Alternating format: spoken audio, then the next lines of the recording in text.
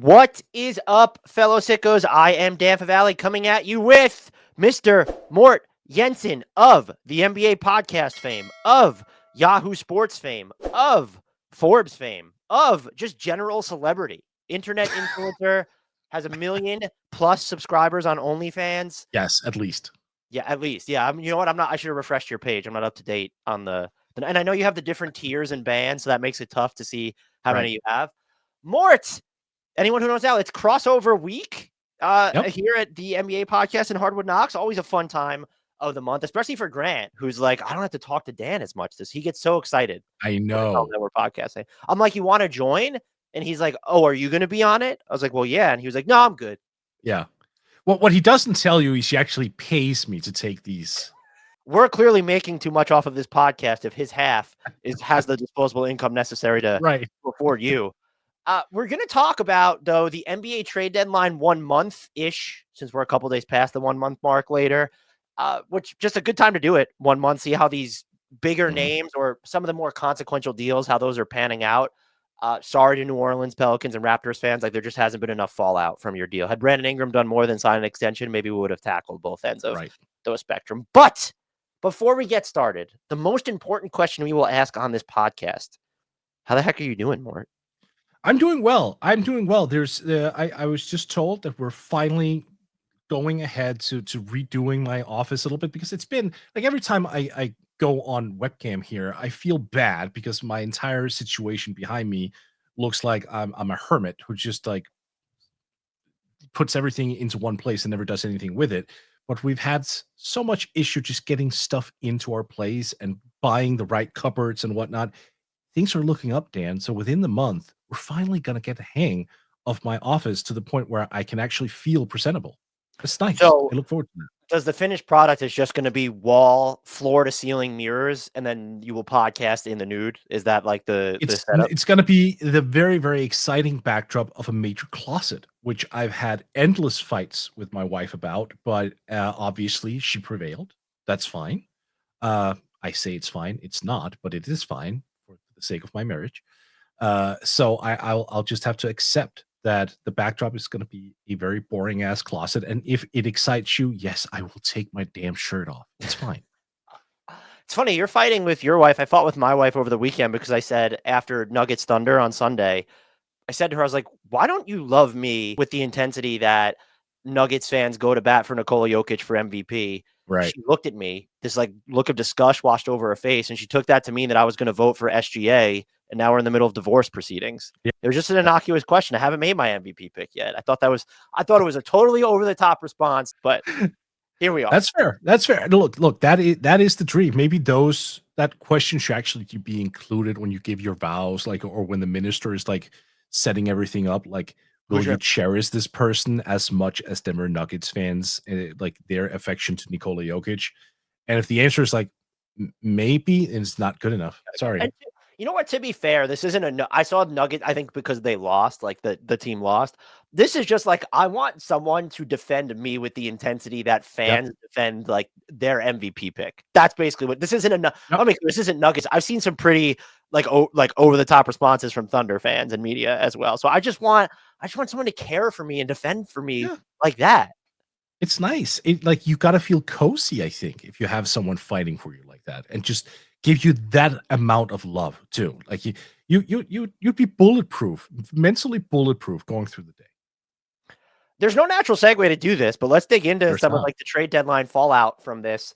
And go check out Mort's piece on he talks a lot about a lot of these deals a month later on Yahoo Sports. So go check that out as well. But we will begin right the hell now. We begin with the Atlanta Hawks. Key additions: Karis LeVert, Terrence Mann, George Niang. Key subtractions: Bogdan Bogdanovic and DeAndre Hunter. I don't know how you felt about what they did at the trade deadline, Mort, in the moment, or if there's one player in particular. I think LeVert's the easy one here to focus on. Right. I was not kind to them at the trade deadline. How are you feeling about them, about any of these specific guys 1 month later? I'm feeling better because, like you, I was not a happy camper. I thought it was two weird trades, and I thought in particular the DeAndre Hunter trade was puzzling because it seemed like something clicked. I'm still not in love with it. I'm still not to the point where I'm like, oh, great trade for Atlanta. Like I'm at that point where, okay, Karis LeVert and George Niang at least is giving you the amount of production and efficiency right now that makes you kind of okay-ish with it for now. Mhm. It could get ugly down the line though. So I'm not necessarily ready to say, oh, this was brilliant for Atlanta, but at least I'll give them this. It's working out right now in terms of their individual production at the very least. Yeah, I mean, George Niang's been shooting the hell out of the ball on absurd Yep. volume from three. I think Karis LeVert, he's only been at like 30% on catch and shoot threes, but shooting over 50% on drives. I think you can see the outlines of what they're trying to build here more so than I did in the moment. And like getting rid of Hunter and Bogdanovich, I do think it's cleared the way for even more minutes for Risache, who's been shooting really well Yep. from three since the trade deadline.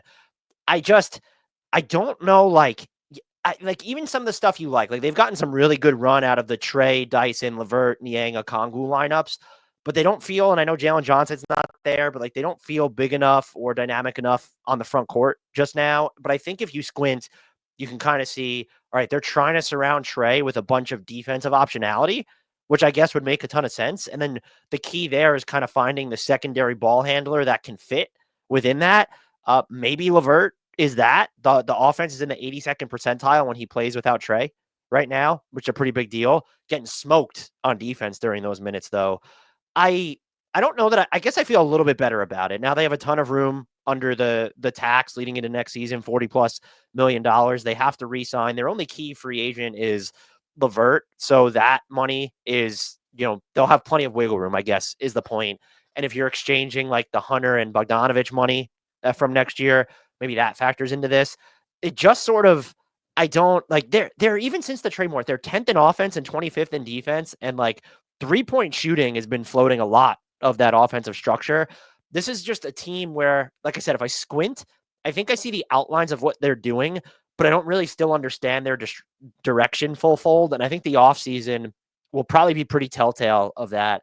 Not the least of which, as both you and I have mentioned a bunch of times before, Trae Young just has the one more guaranteed year left on his deal Yep. before free agency. And so if they think that they're going to keep him, and that's what I don't know if your read on the trade deadline was this, or even just looking at the setup of their roster with, prioritizing someone like you have Dyson Daniels, Reese Shea. It does seem to me that they're really trying to make it work with Trae Young long Yep. term. Do you have that type of read from them at all, like from the trade deadline?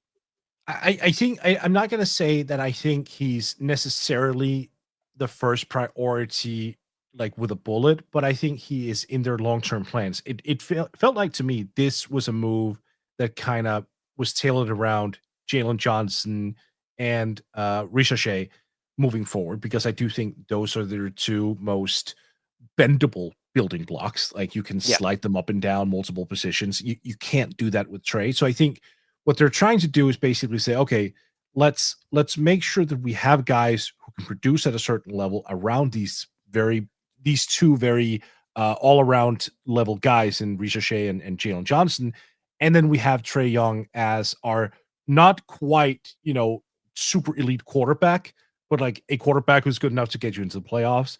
And let's just hope basically that the further evolution of Dyson Daniels, the further evolution of Onyeka Okongwu, of Ricochet himself for that matter, that's enough to take you up a level. I think those are some of their thoughts that they've had.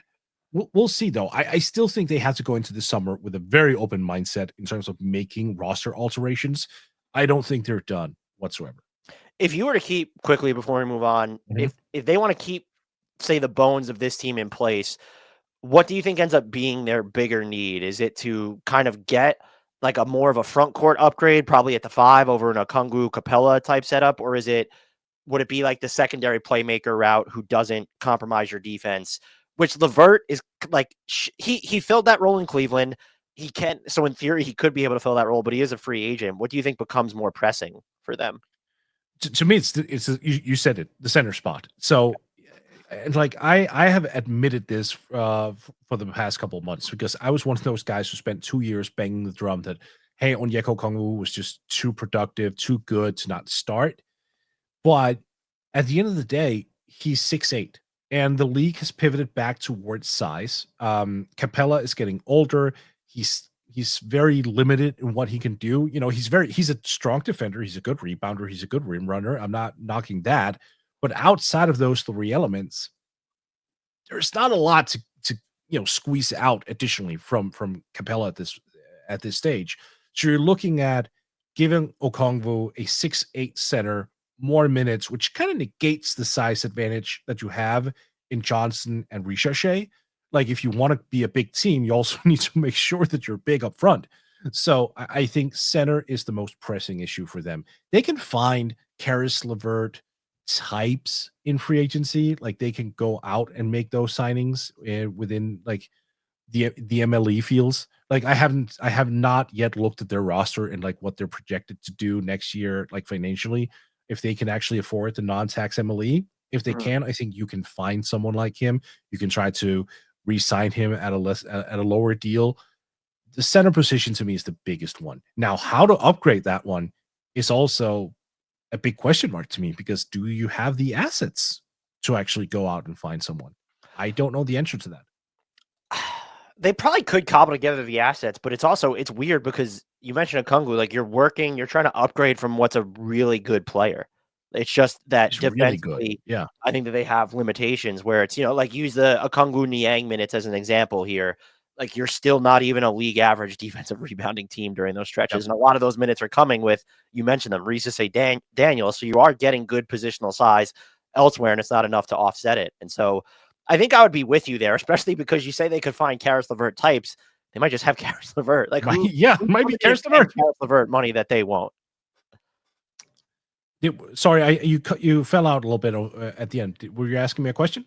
No, it was just more rhetorical, like where you said they can find Karis LeVert's types elsewhere, but they have Karis LeVert, and who's going to come in over the top in free agency and like give all this money to Karis LeVert, given if they're not willing to pay him non-taxpayer MLE money, then we can have a different discussion, and that would lead to some like more wholesale inquiries into their direction. So I agree with you that I think it's the front court, but it feels very weird to say because Okongwu is so good, and like he's held up playing over 30 minutes per game since the trade deadline. So expanding his role has been fine, but I do think they're always going to be, there's like kind of a cap on their defense if this is going to be because even replace George Niang with Jalen Johnson. Like, you're going to still have a lot of the same limitations because Jalen Johnson's not the greatest defender either.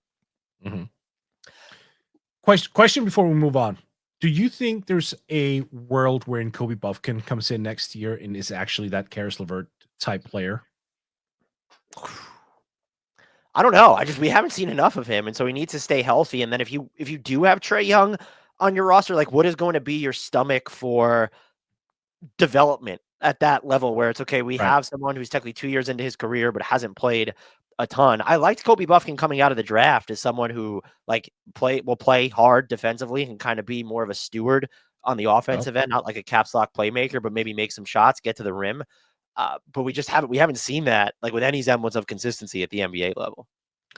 Yeah, it's only 27 games played over the course of his career, but that to me would be like a major boon for them. Like, if he comes in and gives you that off the bench punch, both in terms of like playmaking, scoring, defensive intensity, like if he comes in and is actually like a 6-man caliber player, and let's say he is that even after you re-sign LeVert as well, all of a sudden you have a trade piece.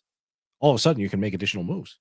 And also just the secondary playmaking stuff. Like, if you have enough spacing, Dyson Daniels can do some of that. And then look, Jalen Johnson's he's out for the year, and there were some growing pains with his ball handling, but they might just he is their second best, like, I would say, playmaker, or just you want to put someone on the ball to either score or make decisions. Like, he's their second best player at doing that right now, even though he's not playing. Maybe LeVert has the edge a little bit in that department, but you probably just say, well, we'll piecemeal it together with Buffkin and Daniels, and like maybe Ricochet can do more with that in addition to LeVert and Johnson. Next up on the docket in the alphabet is Mort's Chicago Bulls. We assign possession of the Chicago Bulls to Mort on this podcast all the time. For anyone who's watching, he's flipping off someone who's not me. I don't know who. They must be off camera. Key additions: Mort, Kevin Huerter, Zach Collins, Trey Jones. Key subtractions: Zach LaVine. Yeah. Well, look, this was always a god-awful trade. I understand why the Kings and Suns, wow, the Spurs, obviously just lured in Chicago because they knew they could dump those contracts. I will say this, Zach Collins has actually played pretty decently. Kevin Huerter as well, for that matter. Like, it hasn't been, you know, Zach Levine level production from any of them, but it's been, Trey Jones has played, it's probably to the extent that I expected because he's always been pretty solid. It's always low volume with him, but he's perfectly capable of running the show. Herter's playing off of everyone. Like, he's not hitting a whole lot overall, but he is hitting the three ball finally. Zach Collins is the big one for me.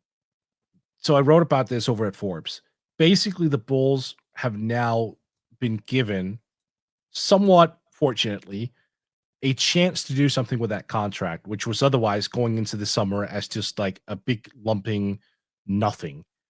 Now you can actually go into the summer and say, look, if you're interested in a Zach Collins, we have some data on him because he wasn't playing in San Antonio. There were the Spurs extended him, and you kind of realized shortly after, like, oh, there's actually no reason to do that because he doesn't fit alongside Wemby.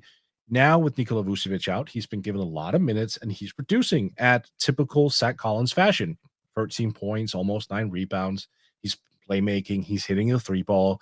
Like, you can actually go out if you're the Bulls and shop him. Now, knowing the Bulls, you'll probably do it too late and you'll end up with the Caruso, Josh Giddey kind of return there, but at least it gives you some optionality that I don't think they had before. So for the Bulls, it's probably better than we thought. Still egregious all the same. Yeah, I think the Kevin Huerter stuff's been, he just has such like low lows now. And he's only shooting 30% on catch and shoot threes. He's done a lot of his damage efficiently off of pull-ups, like 39+% there since the trade. Zach Collins has been weirdly okay. Like you said, they've won his minutes, shooting like 75% at the rim, 56% on twos that are in the paint, but away from the restricted area.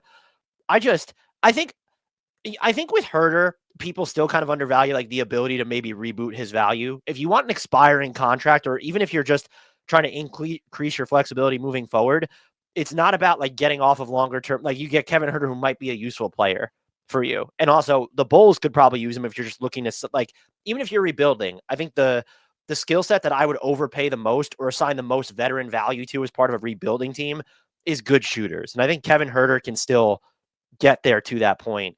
I think I look at their trade deadline, though, less favorably than I did in the moment, because the Zach LaVine return was the Zach LaVine return. It just seems like he was owed too much money, and the way that the league is and teams are reticent of acquiring these big contracts in the new aprons era.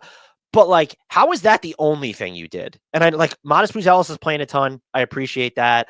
I think Nikola Vucevic, like, his minutes can be pro tank when he's healthy. Yeah. My whole thing is just, how is that the only thing you did in hindsight? It beats me. I am in full agreement with you. I mean, look, the fact that the crowning return was getting their 2025 draft pick back when they could have bought him out and make sure that they kept it regardless. That to me is, again, it shows a front office that is lacking in imagination.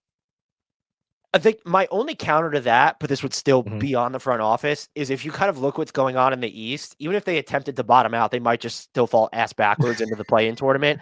And so Yeah. having control of that pick ensures they get to keep it. At the same time, had this organization been run properly, they never would have been in a situation where let's say they overachieved. They Right. wouldn't have, like, they didn't need to get to this point where, oh, we might win too many games or stumble into the play-in. Like, you could have made up rebuilding or tanking ground, however you want to frame it, earlier, which you should have. So is there, very quickly, any of these players, I guess it's Zach Collins, of the three, like, you just feel maybe a lot better about, like, with them since the trade? Is that where you were basically getting at? Not for the Bulls. No, I just think I like the fact that they now have a player who I think has been upped in value a little bit compared to what his value was perceived as when Okay. he was a Spur. He's definitely been better for them than he was for San Antonio. Next team on the board, I think we're going to say a lot more kinder things about the Cleveland Cavaliers. Key addition, nobody, right? No. Key addition, DeAndre Hunter. Key subtractions, Karis LeVert, George Niang. Before I throw it to you, I think one of the things that deserves more praise than it has gotten is the Cavs' decision. I know we all thought it was like a pretty good trade, but to shake things up when they were still rolling, to the point Yep. where it's okay, you're going to have the 1 seed in the East. You're one of the best teams in the league. It would have been very easy and defensible, by the way, to just stand pat. And not only did they not do that, but like you go after someone who, okay, DeAndre Hunter hasn't started a ton of games, but like he's a prominent part of what you're doing. Like it was a real shakeup. And so I commend them for having the gall to look at themselves and say, you know what? We're amazing. We're going to roll the dice on trying to be even better than that. You know who I commend? I commend DeAndre Hunter for an entirely different reason as well. He was going through a breakout year. He was taking more shots. He was more aggressive on the floor. Like he was basically finally coming into his own. Like I would understand the motivation of a player getting traded mid-season of a breakout to come into that new team and say, no, I'm not losing this momentum. I'm still going to jack shots. He has been just a pillar of team-oriented play since coming to Cleveland. Like he takes open shots, he'll take open driving lanes and get to the cup, but he's not forcing anything. Like I wouldn't have blamed him if he came in and was like, no, I got to look out for my stats. I got to look out for me. I need to get up to that 18, 19 points. But this dude just embraced this winning culture. He was like, yeah, I'm going to ingrain myself in the right way. My personal belief in DeAndre Hunter coming into this season before we knew of the breakout to now, just the fact that we saw him break out first and foremost, and now we're seeing this total team buy-in. Like, I refuse to hear anyone call him an overpaid player again. At this point right now, he's not. He's just not. He is a major asset to an NBA team. Yeah, I would echo everything you said there. What is it, 50% on threes since being in Cleveland? And they've used him a lot where we haven't actually seen a ton of him with the 4 other starters. They've only logged 40 possessions together, and they're killing it during that time because, of course. But so they're basically using him in a lot of those one big setups. They are plus 20.4 points per 100 possessions with DeAndre Hunter as the lone big. And notably here, too, and like it's come at a span when Evan Mobley's 3-point shooting is cooled off. Evan Mobley's shooting 71% on twos when DeAndre Hunter's on the floor next to him, like with no other big. They've opened up, like, I know their offense was good to begin with, has been their first in offense since the trade deadline, second in defense. They haven't lost yet since the trade deadline. This team is, if there were any holdouts on whether they're a contender or not, like it's time to stop holding out there. So, and the other thing too with Hunter, like he's been, I think he's done exactly what they needed defensively. And so like we're working with small sample sizes because they've only played a game against the Celtics. On possessions in which DeAndre Hunter has guarded Jason Tatum, the defense is allowing 0.46 points per possession. Flip it to Jaylen Brown, the defense as a team, again, allowing 0.93 points per possession. Like he's going to be a very, very valuable body in the playoffs. And I know that Luka was traded. I know that there were some bigger names traded. Right. But there's a chance that this is the guy who warps the championship discussion or outcome maybe more than anybody else who was traded at the deadline. Yep. I think that's fair. Big time W from the Cavs, who, by the way, did not give up an actual first-round pick to get him either. That's another big deal here. Another team, Mort, I don't really know what you're going to say about the Dallas Mavericks here. But, Yeah. At least Anthony Davis looked awesome in his one game for the franchise. Just like the poetic, I don't want to say it's poetic justice, but just like the karma of making that trade and then having Anthony Davis get injured in the first game for the Mavericks. It really sucks for AD, but it's, man, Nico Harrison. And I just look, Max Christie's looked really good for them too. We can at least say that. We can say that, but can we also, like, here's the thing to me, like, obviously everyone's going to talk about the Luka trade. They also severely fumbled the Quentin Grimes trade. That too. Well, did you see the reporting that he asked for the trade? Because I did not. Okay. In an interview, my apologies. I didn't see it at first either. It was relayed to us in our Discord. There's another reminder. That's why you should be in our Discord, Mort. What the fuck? Yeah, I really should. Yes, I have the time. Obviously, I only work 80 hours a week. Yes, I'll come join. Oh, that's it? You've cut down. Congrats. So he apparently asked for a trade in the fallout of what happened with Luka. Is how that's being framed. And I just find that funny that the Luka Doncic fallout began immediately, whereas players are looking at this organization and saying, what the fuck is going on here? So they did fumble it. I'm not saying like this doesn't give them any cover at all, but it makes it honestly look even worse. I mean, and that's a restricted free agent too. Like he's like, think about it. If he went to a team where he wouldn't play, for example, he would have just murdered his own contract value. So this guy apparently, as I'm just learning right now, was so determined to get out of that situation. And he was like, oh, screw the fact that I'm a restricted free agent.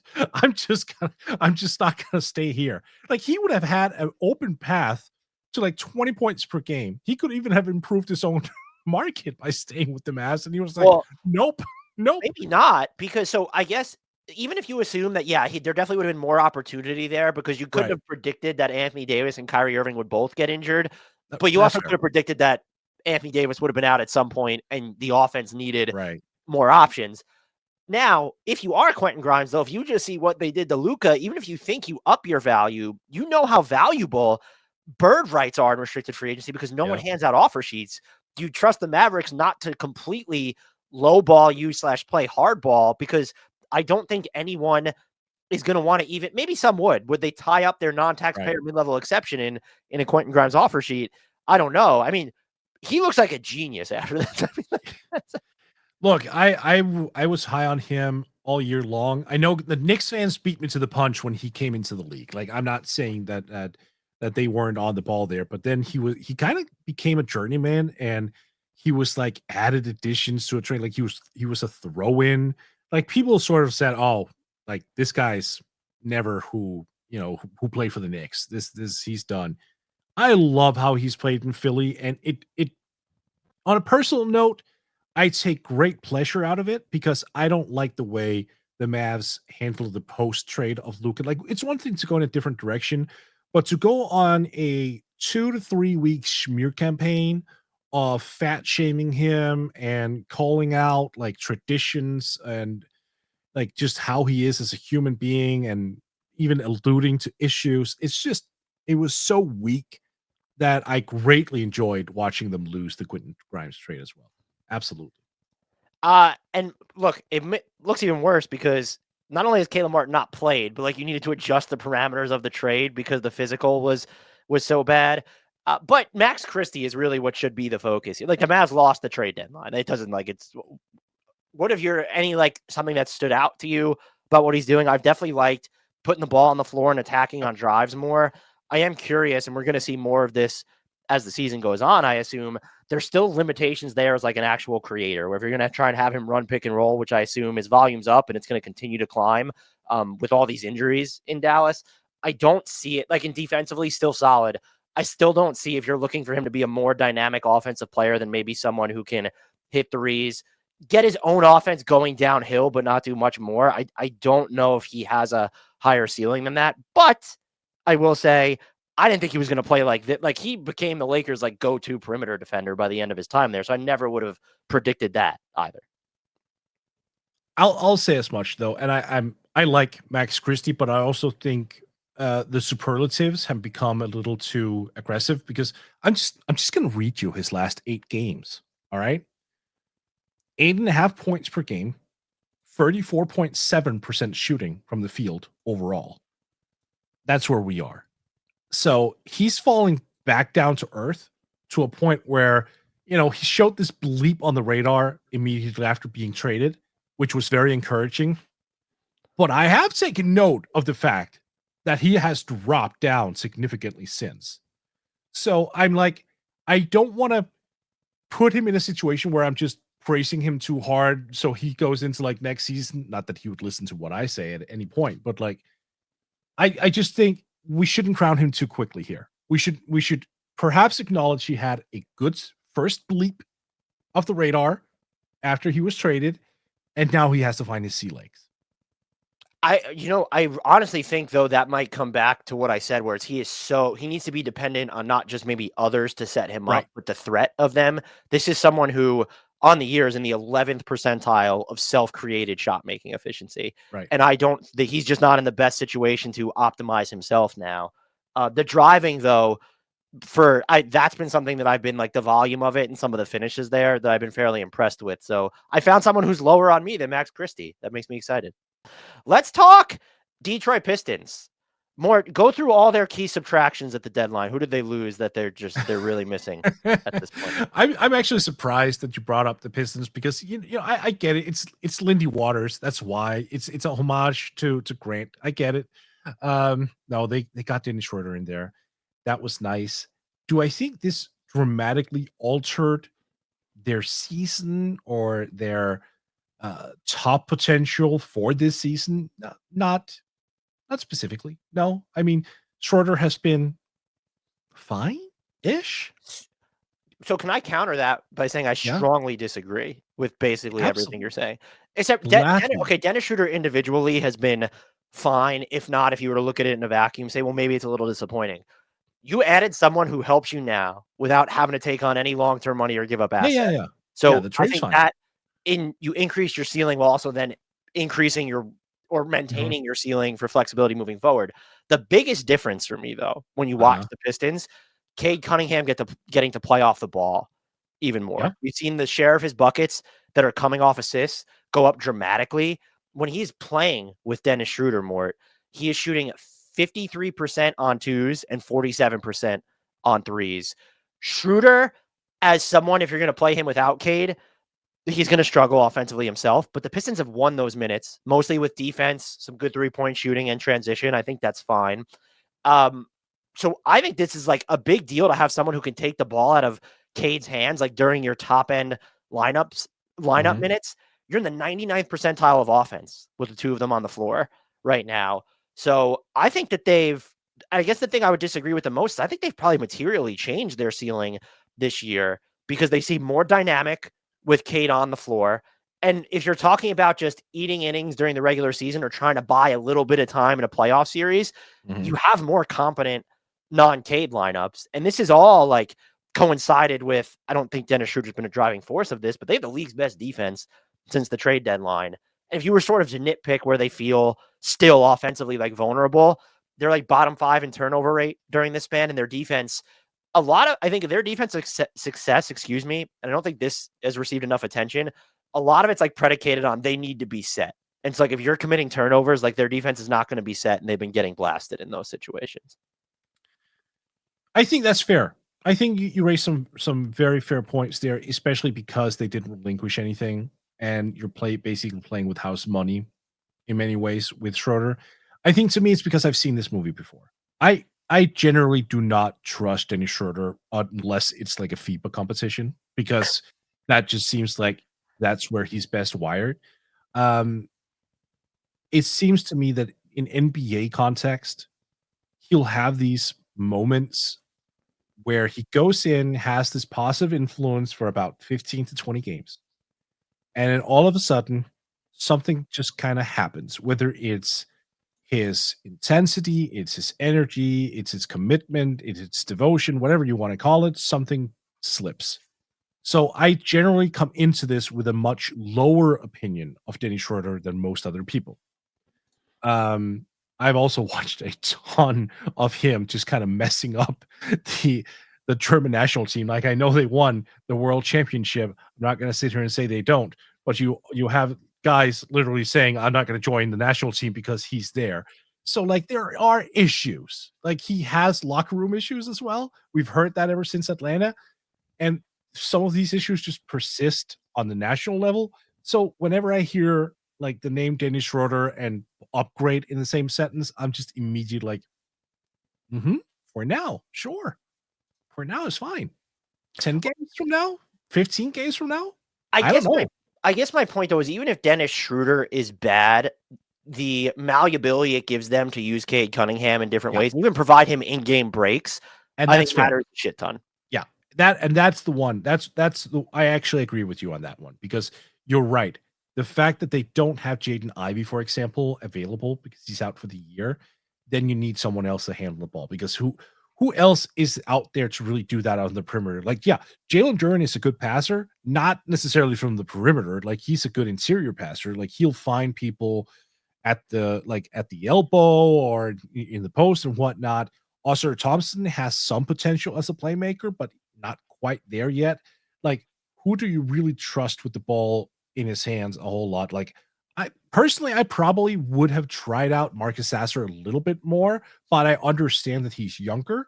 He's not at that level yet, and frankly, he might have been a little overrated based on what he did last year. So you're kind of at a point where it's totally fair to wonder who the hell is the offense going to flow through when it's not Kate. Yeah, so I'm excited to see them in the playoffs, and they're like within striking distance of fourth place in the East now.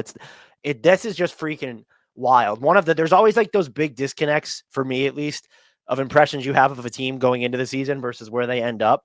This is going to be like, if they finish, I don't know, like fifth or fourth in the East, this will be like one of the all-time just biggest disconnects that I've ever had.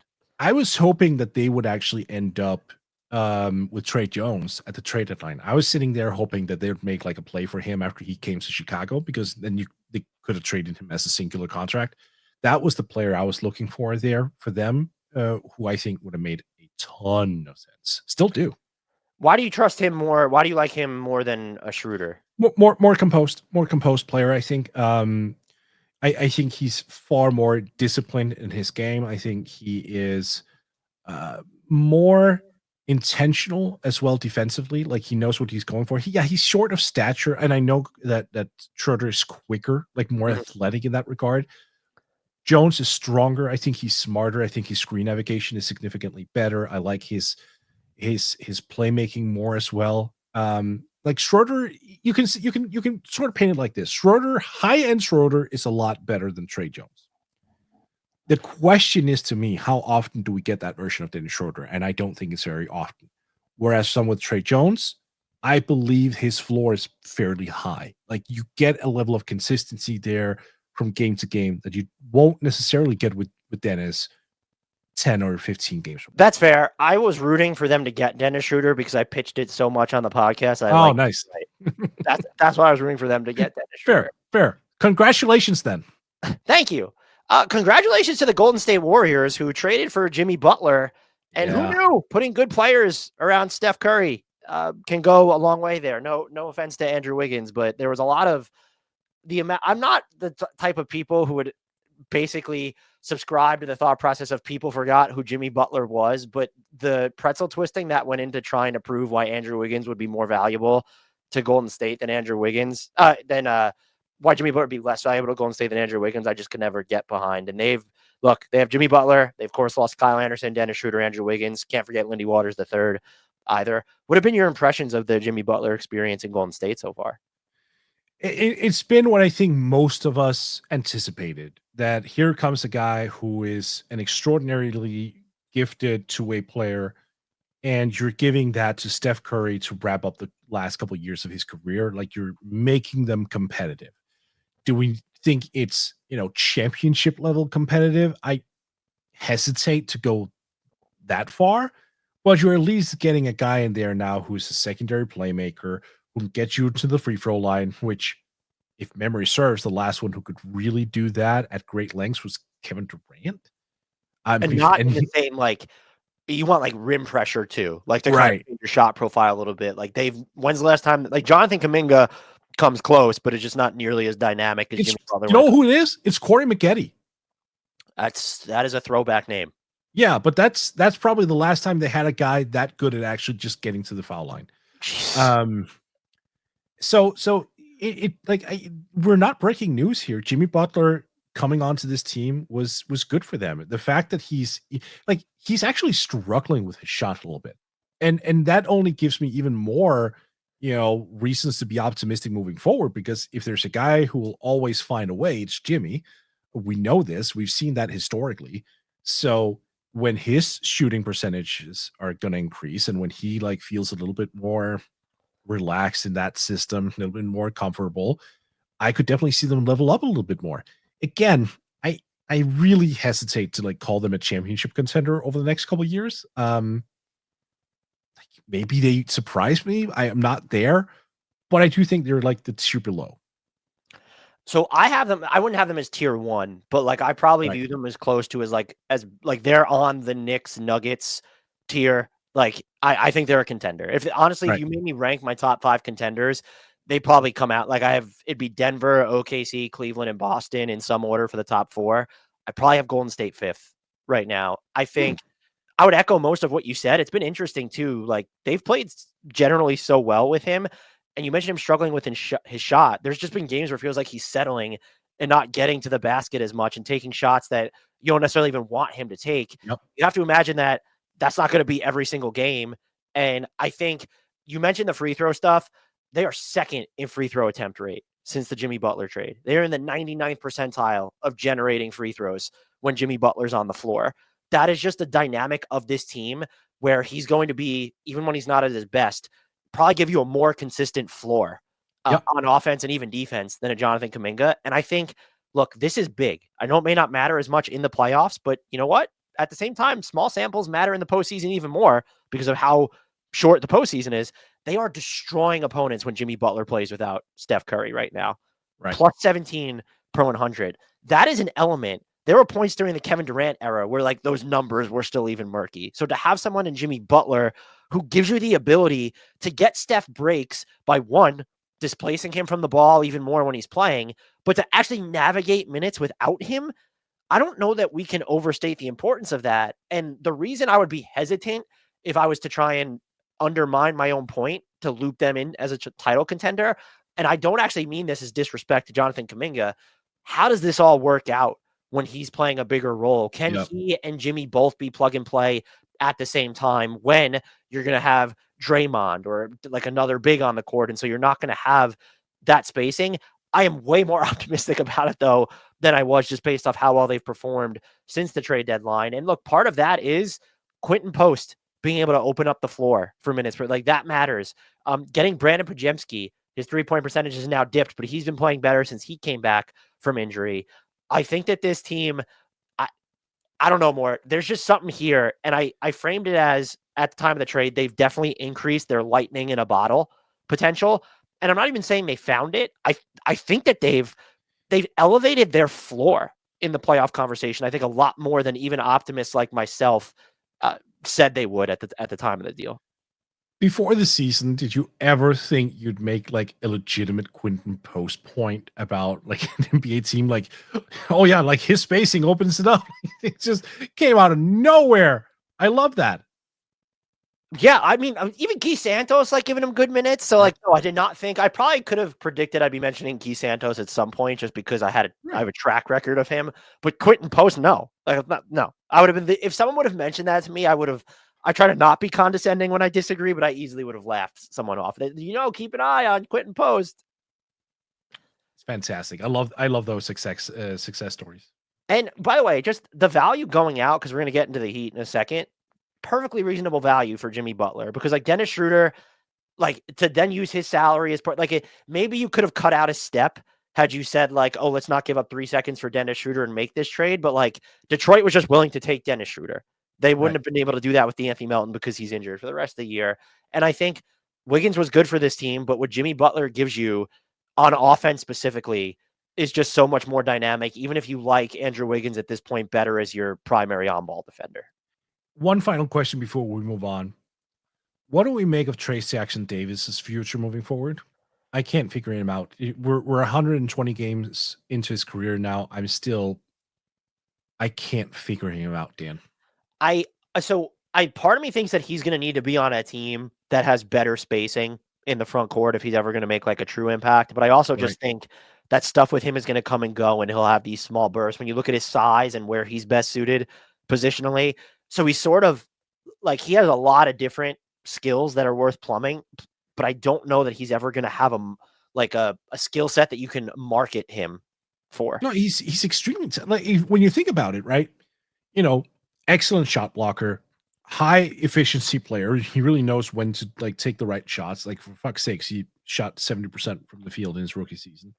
He's a surprisingly good passer, especially like from the short roll situation. Strong ass rebounder. Like all those elements together should give you something, even in today's league.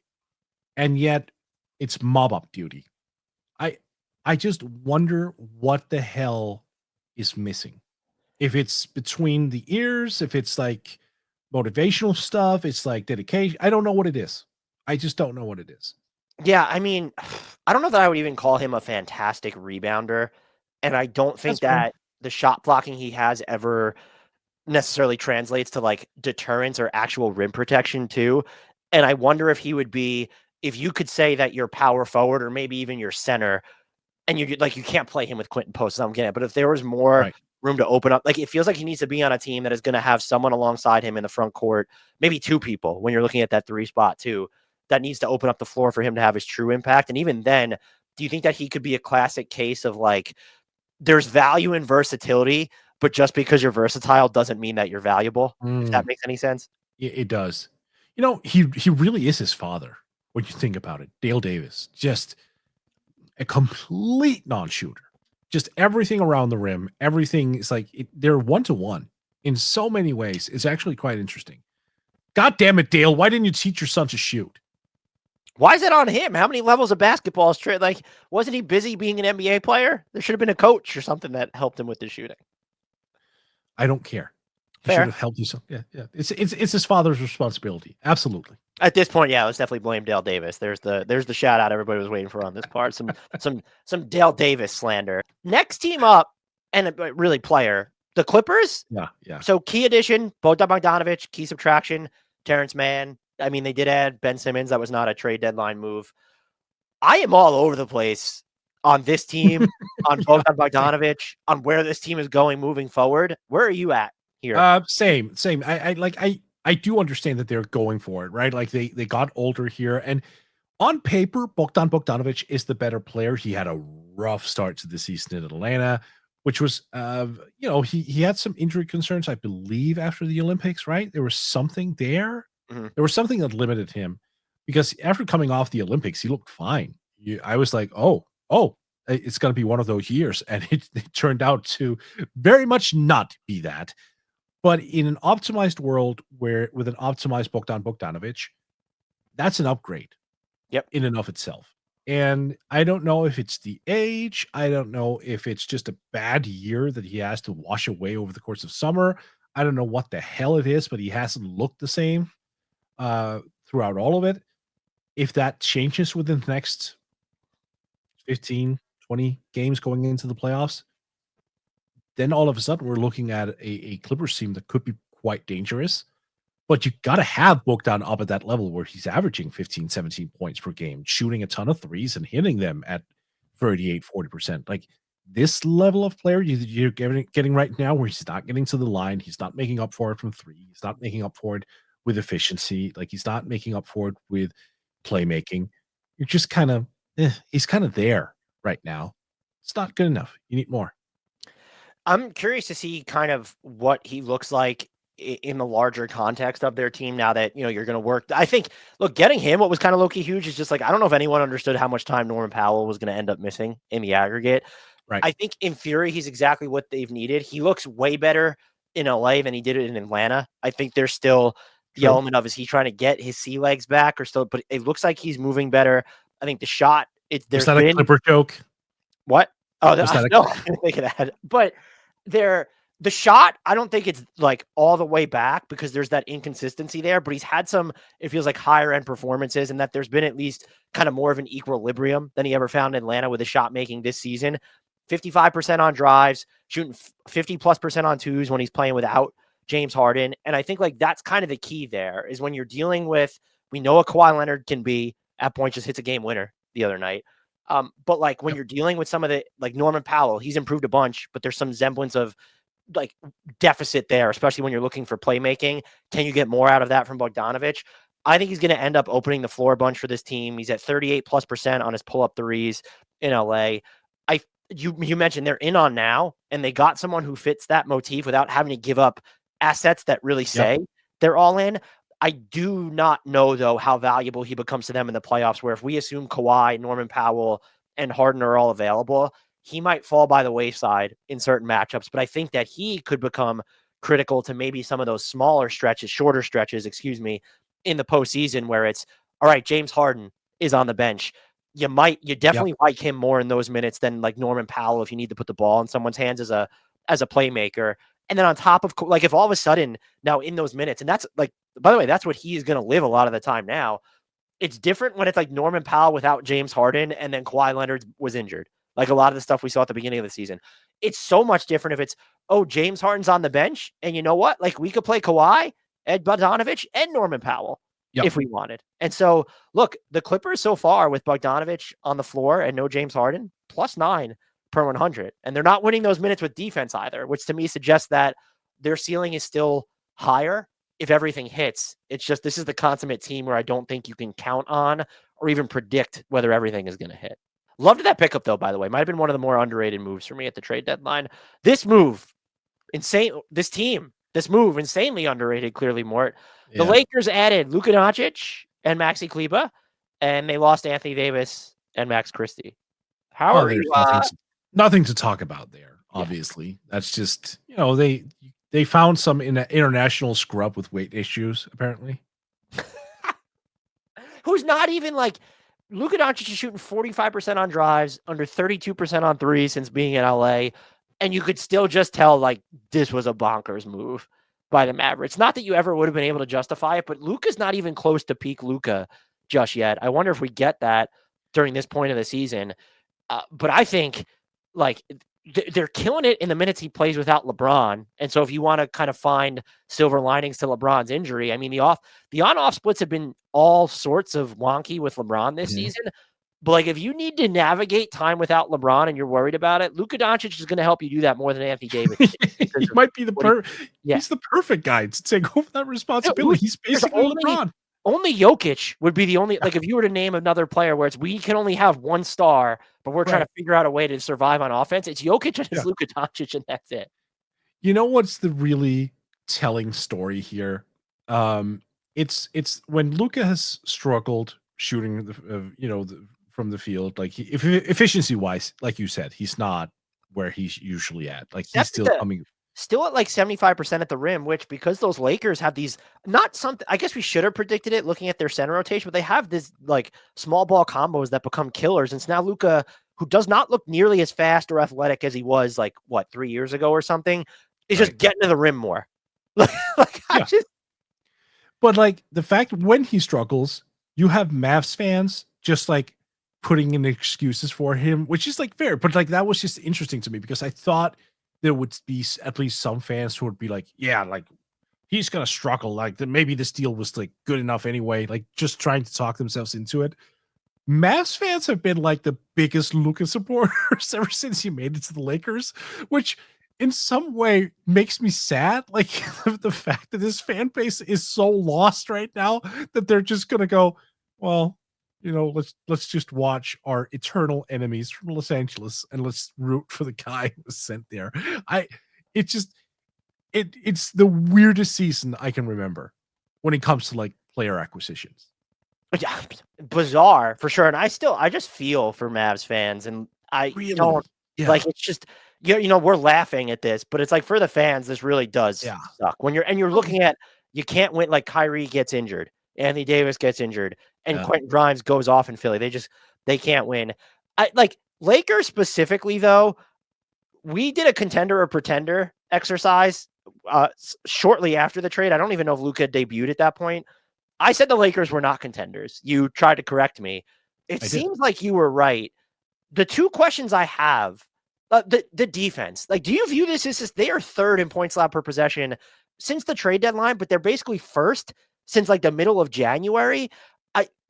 You look at the activity on defense and it is there.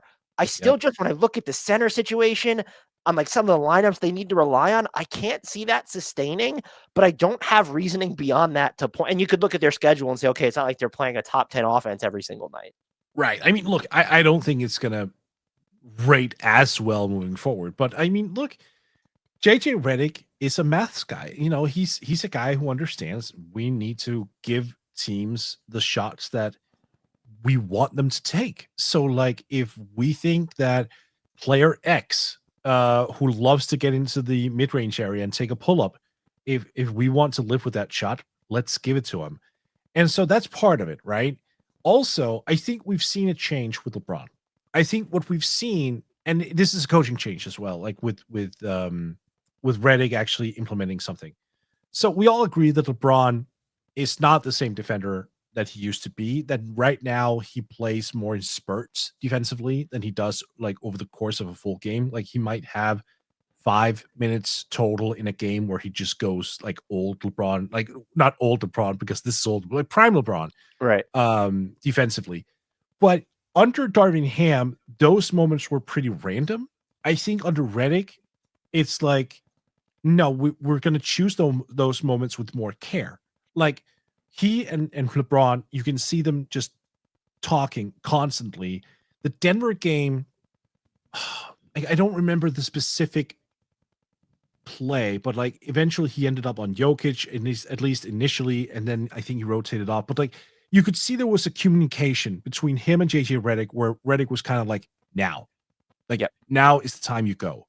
Whereas under Darvin Ham, I don't think he ever realized when that time was. So LeBron himself kind of had to guess all the time.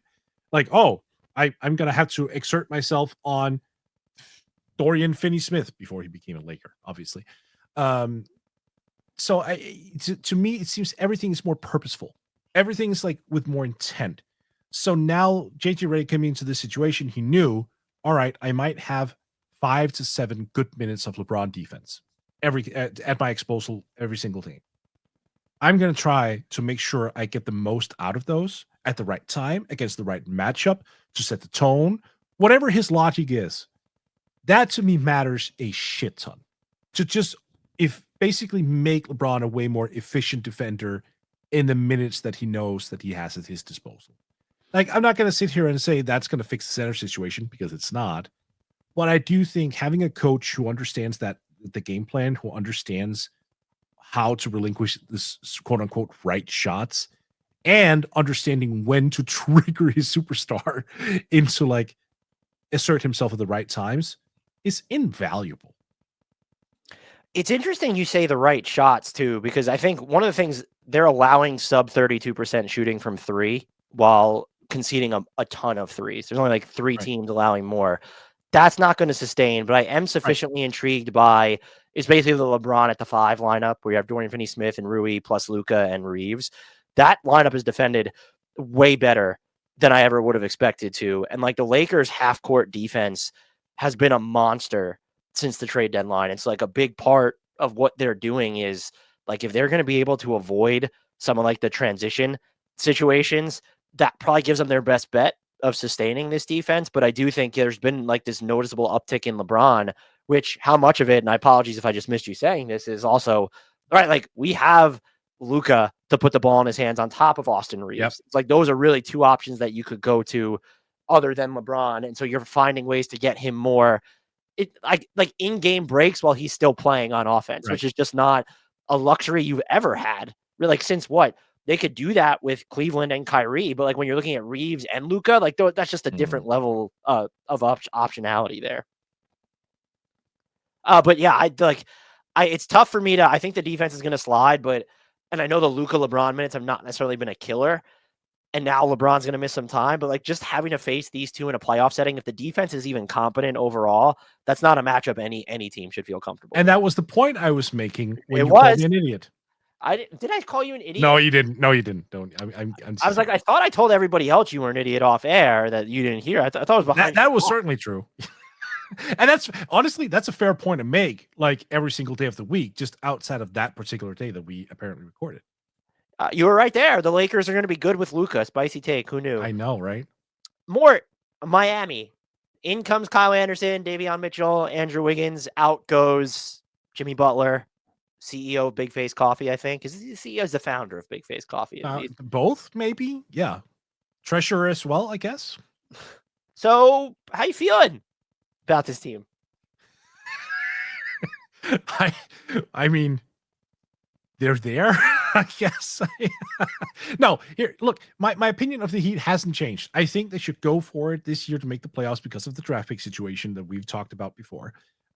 They will relinquish their unprotected 2026 if they don't make it, and will give up this year's lottery protected if they make it. So like that should still be the aim. And then immediately after they've done that, I think they should blow it to bits because I am not seeing what the hell, where is this team going? Like, yeah, sure, you can run it back next year with Tyler Hero and Bam Adebayo as your leading men. Where does that take you? And now, oh, you got Andrew Wiggins. Cool. Wiggins has played well, not efficiency wise, but like he's actually, I like the way he's moved. He's gotten to the cup a lot more than I thought he would. Like he's driving well. Defense is where it should be. I still don't see where this team is ultimately going to end up. Like if they return this roster next year, what is the highest high they can go to?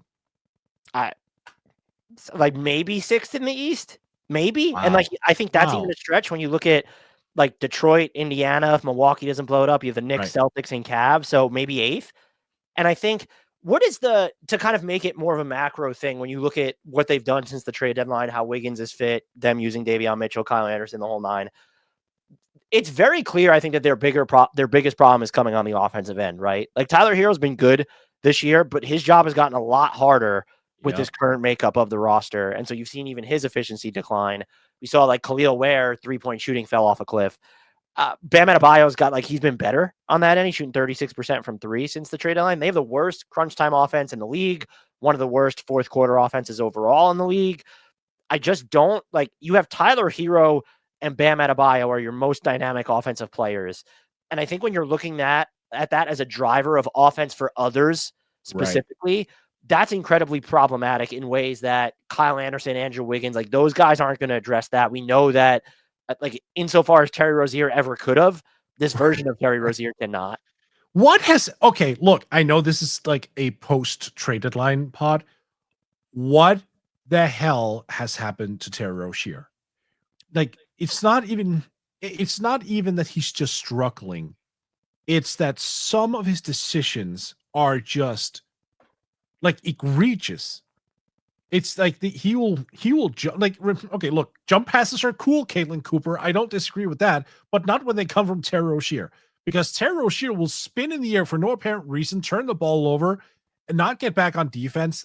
He'll be completely I don't know what it is, out of sorts, out of whack, no flow whatsoever in his own game. He'll airball open threes, even from the corner. This is so far removed from Charlotte version Terry Rozier. I have no rational explanation. It's fine that a player regresses to a point. It's just weird. It's interesting you bring him up because I actually think that he's kind of a symptom of their situation where that was a move that a lot of people panned in the moment last year when he made it. But if you were to give up the draft pick that you did to get him, if you didn't think that things were copacetic with Jimmy Butler, you had to have some inkling that stuff was going to come to a head over this past offseason, then leaking into this year. And you then give up because you mentioned they need to tear it down after this year. But Mort, at this rate, they're going to keep their pick. And then it's just they owe unprotected picks basically in 2026 and 2028 at that point. So how do you justify tearing it down? The Terry Rozier, now if you didn't have that pick headed to Charlotte, maybe it makes your decisions a little bit easier from here moving forward. So that seemed risky at the time just because you viewed it as getting off of an expiring contract in Kyle Lowry and saving money immediately off the bottom line, while in theory getting a helpful player. But if you didn't have the Jimmy Butler situation, you weren't completely in tune with it. Yep. To make that move is so egregious. And it's not a benefit of hindsight thing. There's no way you got from Jimmy Butler, James Hardening his way out. Well, I mean, I guess he's Jimmy Butlering his way out of somewhere. It didn't just happen overnight because Pat Riley said something in a press conference. Right. Agreed. That's not something that happens overnight is my point. And that's kind of a symptom of where they're at right now. The Jimmy Butler return was fine. And I think Andrew Wiggins will make more shots for sure in Miami. Agreed. That is something that will absolutely happen. I'm still, look, Haywood Highsmith, Duncan Robinson, they've cobbled together some good campaigns, but this team feels stranded. Mm-hmm. They feel they're I guess marginally better off than the Bulls, and the Bulls at least control all their own picks moving forward. So are they better off than the Bulls? Well, they're smarter, so that's always Hero's good. Bam Adebayo, they have useful players. That was an extreme, and they can relinquish a lot of draft picks this summer if they give up Bam. Who owns their pick? So you have OKC, and I mean Charlotte. You could probably get your pick back from Charlotte if you wanted to throw Bam Adebayo on the table. and more And probably. more, I'm Yeah. saying, but Yeah. normally it's like there is a limited upside to tearing it down if you can't get back your own picks. Like if you Right. owe picks in 26 and 28 with Mhm. very loose to no protection on them, oh my God. Like imagine trading Bam Adebayo and not getting even one of those back. And that's where you call Charlotte, I'm guessing. And you're telling Charlotte, okay, look, we want some of our picks back. We want the 2026 one too. So like you get Bam if you get that pick from OKC. Like give Oh, us okay. That's yeah, interesting. That's an interesting way to look at it. yeah. I don't know who they have that would get. I mean, they give That's up the this year. thing. You could, OKC will give the middle finger and go, look, Charlotte, you have no one of interest to us. well, let's say Charlotte might get a top 5 pick. If you're Charlotte, would you give up a top 5 pick to get Bam Adebayo? You probably can't, right? Like just at this point in your rebuild, are you going to do that? I mean, no, I wouldn't, but for a team like them, I also understand why they would look at Bam and go, that's a known commodity. Like, I'm right? just, I'm, To some extent. I guess the problem is that so they have that Miami Heat pick, but like so let's say I like what you said. Go out and get our 26 first round pick. What do you have of value to go get? Yeah. Like to give to like OKC's not going to want LaMelo, I don't think. And at that point, like Nope. so we're moving LaMelo to get. Oh, we'll keep our top 5 pick this year and then rebuild around that. And bam, I don't with Brandon Miller. I don't know that you're materially Yeah, Brandon better. Miller, no, because they have J-Dub. Like it, man, the Heat are. I don't want to say they're screwed, but this is not looking pretty. No, it is not. I mean, I think it's more likely that they end up trading another first round pick than getting back both of their Oh, own first round picks. I think oh, that's pretty clear. So, joy. have you liked just because any of the players have you liked or any observation like Davion Mitchell's been hitting threes in Miami? Maybe that's something like pinpoint. Like, try to find a silver lining.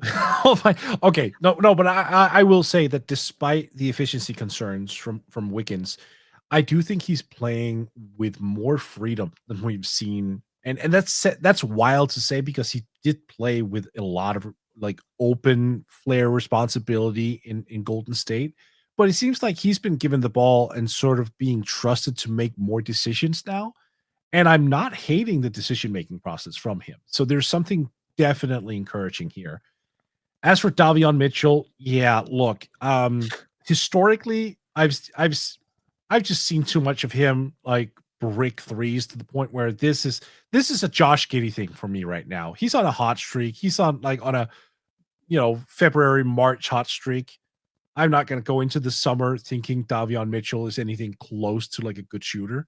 So this doesn't have any effect on me whatsoever. And Kyle, I'll be completely honest with you. I haven't even paid a lot of attention to Kyle. Like I've registered when he's been on the court, but I haven't really like paid attention to him specifically. Like, oh, I'm going to watch Kyle Anderson right now. It's just like, no, Well, I I've mean, not made that a priority. he's playing like under 15 minutes a game, so I think you could be forgiven if you're not feeling him. This team is I don't love it offensively, and I've seen a lot of people criticize Eric Spoelstra even more than normal. And if you're following the Heat on a day-to-day, you probably have more of an in tune there. But, criticizing him for not adjusting enough down the stretch of games, why aren't they playing more zone defense as an example? And I look at the personnel of them, Right. and I'm wondering, like, what are the adjustments that you want Coach Spo to hit? I'm not saying he's been perfect, and to be fair, they are better built to make actual defensive adjustments than offensive adjustments. But I view the offense as just their crowning limitation right now, and I don't know how he's supposed to adjust much Right. there, if at all. Yeah. Good luck, Miami Heat fans. At least Andrew Wiggins is playing decent right now until he's probably traded in the offseason. The Milwaukee Bucks pulled off probably just one of the more controversial moves of the deadline. In comes Kyle Kuzma. They also got Jericho Sims and Kevin Porter Jr. Out goes AJ Johnson and Chris Middleton. Thoughts, feels, impressions of the Milwaukee Bucks in the Kyle Kuzma era. So Kuzma's been a little bit better lately, just in terms of like efficiency wise. It seems like he's finding some of his spots offensively. And that's about the end of the extent that I'll go to in being complimentary because I still don't think he plays within the flow of the offense. I still think he's an odd fit. I understand, I think their logic in we wanted to get a player in who could carry 34, 35 minutes per game as opposed to Chris, who is the better player, but can probably only play about 23, 24 minutes. So they were looking just to squeeze out more talent in the minutes department. I probably would have gone just with retaining Chris and gone that route instead. And if that had been 23 minutes per game, yeah, I probably would have just gone with that instead. I don't think Kuzma is adding to, the list of problem solvers there. I understand that they played better recently, Milwaukee, but I also think that's because Giannis is Giannis and Dame is still around. I don't put that at the feet of Kyle Kuzma. I am struggling to see the long-term benefits here. I do think in the playoffs, yes, it'll be nice to have another big player who can produce, but he's not the shooter that you need, and you need floor spacing for Giannis. You need floor spacing for Dame. That's where a guy like Chris Middleton still been good. So I get what they were trying to do. I'm not a fan of it yet, and I don't think I ever will be. He's been, to me, better defensively than I would have expected, and so maybe that's okay. You hit the play better button, the defend better button, excuse me, when you go to Milwaukee from Washington. That was always on the table. I think he's what's interesting, and Eric Name had pointed this out, I think like a week or two ago, having him, and I guess to a lesser extent, well, not to a lesser extent, but also Kevin Porter Jr., it has emboldened Doc Rivers to change up his staggering patterns where you've seen a little bit more of Dame and Giannis being on the bench together so that you can more firmly tether their minutes as a tandem. And the Bucks have won the minutes that Kyle Kuzma's played without the both of them. And if you mentioned, I do think Kyle Kuzma he's moved off the ball, I think, pretty well, but I agree that is this someone who's you're going to look at an offensive flow and say he's a perfect fit within it? So if you're separating him and he could become more of a focal point and you're able to survive or tread water during those minutes, it becomes a big deal. I still think, and I'm not saying that had they not made any of these moves, I would have felt the same. I just don't trust this team yet. The defense has been a lot better overall. They have these, they can go to this jumbo size lineup now with Kuzma and Prince and Giannis and then Brook Lopez. And so you can play that with Dame. But the offense is it feels like it should be better than this. And I think that it comes down to, look, Giannis hitting the mid-rangers. I think that's also opened up more of his playmaking. But you need another kind of, I'll use the word traditional or conventional initiator aside from Dame. Chris Middleton, for even 20, 25 minutes a game, was your best shot at having that. And I wonder if it's going to potentially break them in the playoffs just because their crunch time offense is still not great. Their fourth quarter offense overall on the year is still not good. And you can see just slip ups if there's situations where should there have been a pass there's turnovers that could have been avoided. I just don't trust them. And I don't know how much of a criticism though that is at this point, because I don't know that having Chris Middleton, it would have made me trust them in certain situations more. Would I have trusted Chris Middleton to be healthy or the Bucks to get to those situations? I don't know. They've been, I'll say this. I'm probably a little bit more optimistic about what they did at the deadline than I was at the time, but I don't think it's been enough to say that it's moved the needle for me to be like, oh, I definitively trust them more than New York and Indiana and Detroit for that matter. And then there's another pattern emerging that has me concerned. Last year, they had Malik Beasley, didn't unleash him in any way, didn't find any creative ways to get him open. I think made shots anyway. Pardon? I said he made shots anyway, though. He did, but you didn't. They failed at getting him the ball enough or getting him enough shots. Now we're seeing that kind of get copied over with Gary Trent Jr. as well, someone who is in a similar role. I think Milwaukee is not emphasizing, prioritizing, whatever you want to call it, shooters enough, because that's where you get additional points. That's where you get optimized floor spacing. That's where you get, especially in playoff context, those crucial, like I said before, extra points. And if they just cannot figure out how to get those two guards involved more to actually lift up their offensive responsibility, then you're going to have a lot of time where you're playing 4-on-5 basketball offensively, which Giannis is a superhero. Dame is still Dame, but those are odds that you're just not going to win with in the playoffs. I'm curious too. whether, like, what do you think ends up being their best 5-man unit? And I think 4 of the spots are kind of set in stone by default. But do you like seeing Taurean Prince kind of in that jumbo cells lineup, or do you think that they should lend themselves to more? Maybe it's AJ Green or Gary Trent Jr., who has played well since a very poor start to the season. Yeah. So definitely someone who has the potential to go off, because I think that's where the fear is from other teams, right? Like, even if you have a stable shooter, that's why I never went fully in on the PJ Tucker train. Like, here's the thing. Yeah, I know he won a title. I know. But he's about to save the Knicks too, so you bite. Right. But like, you always knew he was not going to pop off for 15 or 20 or 25. Like, that was never in the cards. So I would say that last final member of that lineup has to be someone who can put the fear of God into the opponents, be that as a shooter, be that as a slasher. I don't even care. Just someone where teams know, oh, in this random ass game 4, this guy can go off for 25. He can create stuff. He can get something going, which allows Giannis, which allows Dame to play off of that. Who is that guy? Is that AJ Green? I'm not sure. Is it Gary Trent? Theoretically, but like, I don't know if I trust the Bucks in finding out how to use Gary Trent Jr. the right way. I think he's been really good, and he's my answer. I want to like the jumbo size lineup with Taurean Prince, and they've done just enough offensively, but there's still just a lack of 3-point shooting there. That unit is sub 35%, and when you have Damian Lillard and Brook Lopez as part of that unit, that's concerning. And so I think the answer is Gary Trent. And I was looking before we started recording this, that lineup, so like Kuzma, Lopez, Giannis, and Dame with Gary Trent has played 5 possessions since the trade deadline. It's just like, I'm just surprised they haven't gone to it more. Yeah. That number actually blows me away. Yeah. That's wild. So I think that's going to end up being the answer. But I will say, like you mentioned, I think at the top, this is what it comes back to before we move on. They did acquire someone who, in theory, will just eat more minutes, even in the postseason. Like, you trust him to be more durable there, and we'll see. That's the gamble it feels like they made, and we'll have to see whether it pays off. Shout out to Jericho Sims, though, true superstar of their trade deadline.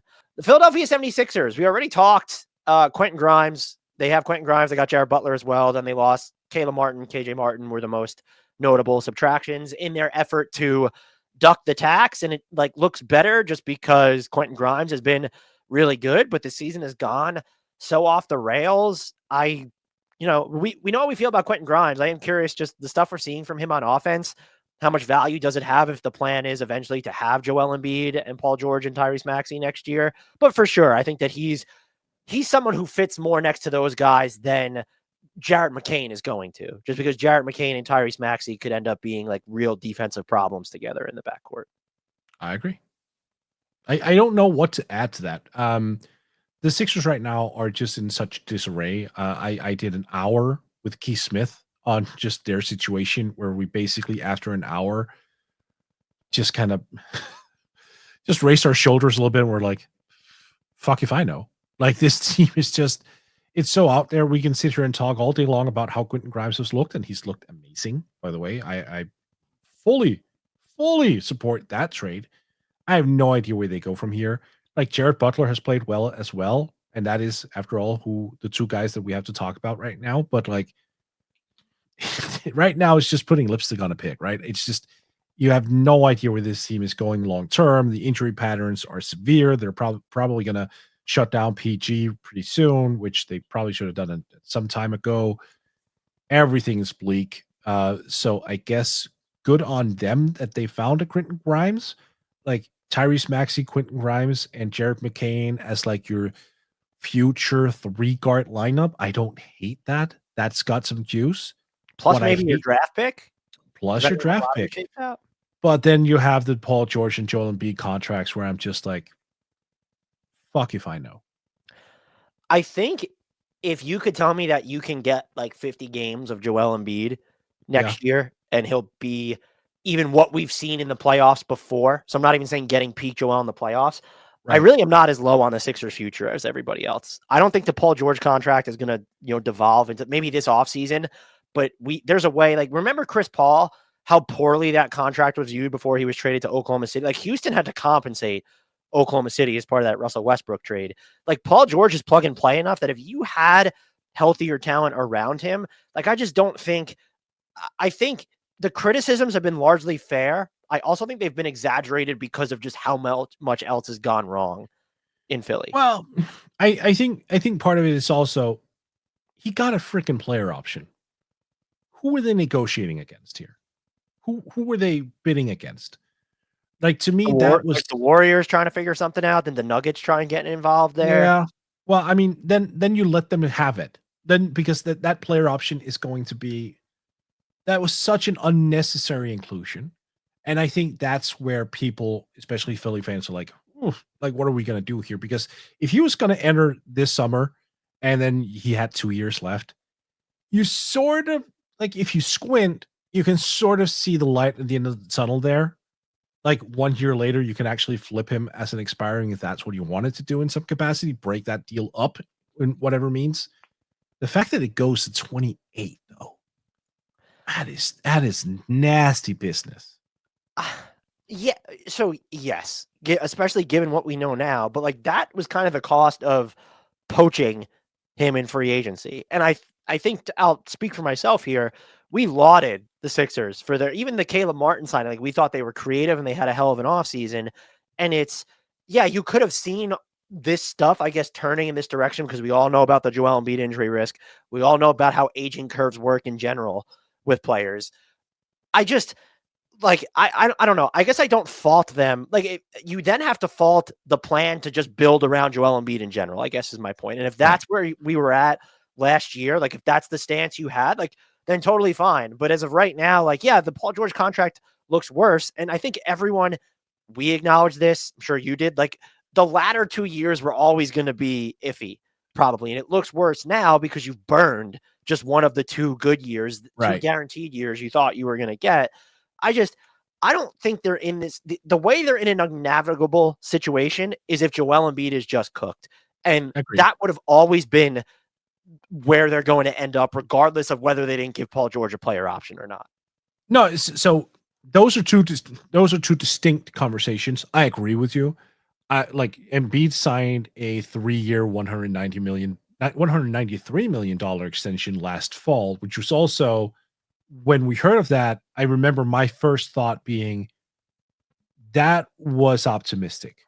Like I thought they wanted to see more of him this year before they made that call. Like he was obviously pushing for that money, so I also understand not wanting to piss off your star. So there's some politics involved there, but like I was never a fan of the Paul George contract. Like I understood the logic behind it. As you said, you had to go do something if you're the Sixers. Yeah. You had to.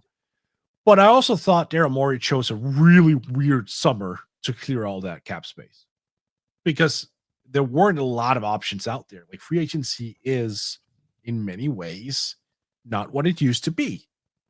And for him to go out in the market where you could make an argument that Paul George, at least unrestricted rights, was viewed as one of the main guys, that to me was always associated with a great level of risk. And considering the amount of risk you already had in Joel, just being Joel, with his injury history, I thought it was a little irresponsible. But look, I'm also Danish. Like I'm wearing seatbelts and everything. Okay, I'm Mr. Safety. Well, last summer wasn't the summer to have cap space, but we would have said the same thing about this summer. Yeah. So it's like, what summer were they supposed to choose? Well, maybe they shouldn't have chosen that direction then. Maybe they should have done something else. Which then makes the Cardinals saying, could they have done anything differently in the James Harden trade? And that's tough because it seems like they were dealing with a market of one team. Yep. Ironically, a deal I also did not like when they made it. But like, I hear you. I just think they've been in a very tough situation for a while now, and I don't think they've made life easier for themselves. It's basically my point. I don't think their course of events over the past year and a half has just not filled me at any point with confidence. And I think that's fair. I think the Joel Embiid, the lack of transparency behind how they were handling him, because it's easy for us to say they should have shut him down like well before they did, which that's probably the case. But just a lack of transparency behind what they were doing, a failure. And then their reaction even to that failure of just like, it is wildly unspectacular that KJ Martin, who you signed to be a human trade exception to get you someone, you then had to like attach stuff to dump in service of ducking the tax. The Caleb Martin situation, I thought that was a good signing. He has that hip injury. Do you ding them for that or then give them kudos for figuring out how to get Quentin Grimes out of the Caleb Martin contract? It's really all over the place. And it feels like there's paths not traveled, I guess, with James Harden. But it feels like this all comes back to, if your impressions of the 76ers are down, it's the fact that they elected to hitch their wagon to Joel Embiid. And I think that like the hesitance over the extension is, yeah, sure, I totally agree with you. Could they have played hardball and said, let's see what you do this season before we go that direction? I just don't know if Joel Embiid was their present and future. I just don't know what else was the more appealing path. It felt like they would have needed to have done something even more nuclear, which I think would have been unrealistic to expect any executive controlling the Sixers to do. Well, yeah, I think that's very reasonable. I do remember last summer, I raised this point to our mutual friend, Brian Saporik. I don't remember if I did it on a podcast or I did it privately. But I did raise like the question of, should the Sixers actually pivot towards like building more actively around Maxey instead, and that like in a way where Embiid is still featured, but in a way where you don't structure everything around him. But that, again, like hindsight is 2020, right? Like I'm not gonna sit here and say, "Oh, Daryl Morey is a bad general manager because A, B, and C." Like, no, I just, but I do think what's fair though about the way you're looking at it is, it was definitely, if you're concerned about Joel Embiid's career moving forward, that's not a novel concern. Like you could have very well felt this way like a year and a half, 4 years ago, even. Like he was, not that he was always a ticking time bomb, but there was always that level of risk there. I just don't know what, if the answer was move Joel Embiid sooner, do you think that they're, maybe because he has the injury history? No, but if you would have traded Joel Embiid like 2 years, like coming off the MVP season, wouldn't the reaction have been similar to what Dallas fans were doing possibly in the wake of trade? Well, I mean, yes and no, because I think even at that point, people were very much aware of the injury history. I think I even pitched that at one point on the pod. And also, although rebuilding's not really his style, but like you would think that Daryl Morey might have had more of the foresight to be like, well, we're not going to target like players in hopes to get better. We're going to rebuild this thing from the ground up more appropriately. So he should have gone after Zach LaVine though. That was one of the things I said last summer before, like with the cap space, because at that point in time, we know that LaVine was talked about as, a bad contract. And I basically made the assumption that if Philly called up Chicago and said, we'll take him into cap space. Interesting. That would have been something. I think that would have beaten the alternative. That's a interesting road not traveled direction, because then it's okay. Well, then how does that impact the rest of their offseason? How does that affect the Jared McCain breakouts, where I know he had an injury, but if you have Zach LaVine, do you now have Jared McCain as this asset either on your team or as a trade chip, like viewed?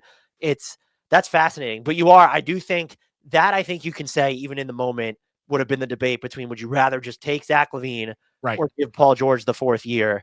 That would have been a real debate in real time. So that's definitely fair to say.